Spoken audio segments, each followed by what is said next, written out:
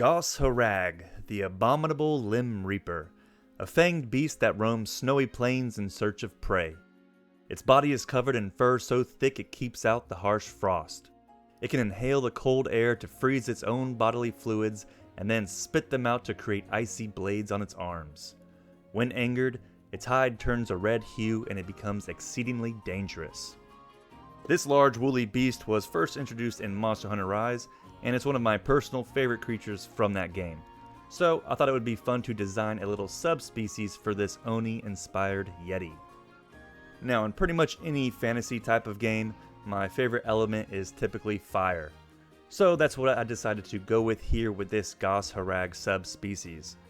As usual, I start out with a super rough, chaotic, and chunky sketch where I just try to get a general feeling of the shape and silhouette, and sort of look for the lines within the lines of the mess.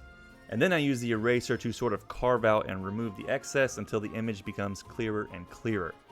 After that I make another layer where I'll do a cleaner sketch, but still somewhat rough.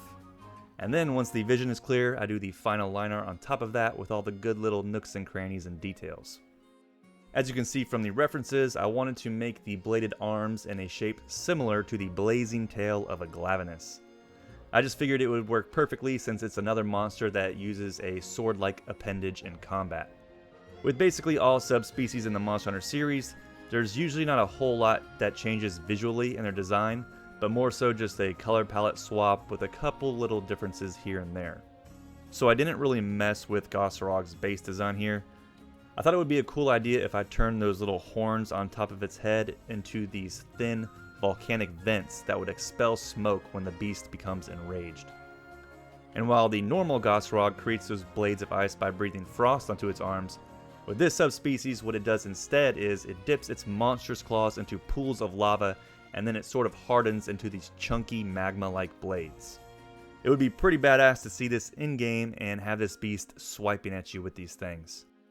And what would be even cooler would be to see something like Goss Harag in Monster Hunter Wilds, since they introduced that new counterattack mechanic. The thought of clashing a greatsword against its own blade would be absolutely insane.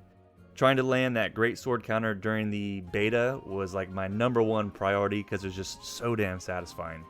But anyways, here we have the completed fire elemental subspecies that I am naming the Ashborn Goss Harag. Do me a solid, if you like the video, be sure to hit that thumbs up button, and subscribe to the channel if you like the content and want to see more. Also, put your suggestions down in the comments below for some other possible Monster Hunter subspecies you would like to see me design here on the channel. Thank you all for watching, and I'll see you in the next one.